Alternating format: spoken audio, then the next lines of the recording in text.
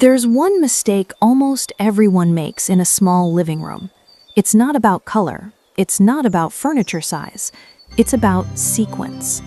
In this video, I'll decorate a small living room step by step, starting from a raw space, and show you how the order of your decisions changes everything.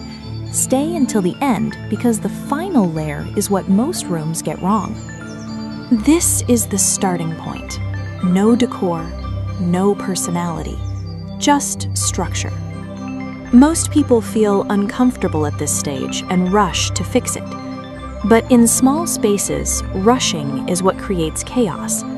Small living rooms don't punish mistakes gently. Every extra object, every wrong scale, every rushed decision, it all adds up faster than in larger spaces. That's why decoration here isn't about adding beauty. It's about protecting clarity. The first layer is not decoration, it's structure. One rug to define the living zone, furniture placed with breathing room, not pushed, not floating, not competing. When the layout feels intentional, the room stops fighting itself. The second layer introduces comfort, not clutter. Texture instead of objects, softness instead of excess, a throw, a few pillows, nothing oversized, nothing decorative for decoration's sake, just enough to make the room feel human.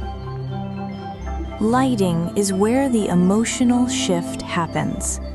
Overhead light keeps the room alert. Layered, warm light tells your nervous system it's safe to slow down. One floor lamp, one soft glow. The room doesn't get bigger, it gets calmer. In small living rooms, walls should guide the eye, not distract it. One artwork, one clear focal point. Visual order is what makes a space feel finished, even when it's small. Before adding anything personal, there's one more layer that often goes unnoticed: the curtain. In small living rooms, curtains aren't decoration. They shape the light, they soften the space. A light, sheer fabric filters the daylight, reduces contrast, and makes the room feel quieter. Hung from ceiling to floor, it subtly lifts the space without adding visual weight. Nothing dramatic, nothing heavy, just a gentle layer that makes everything else feel more intentional. And finally, life. A plant, a book, something personal.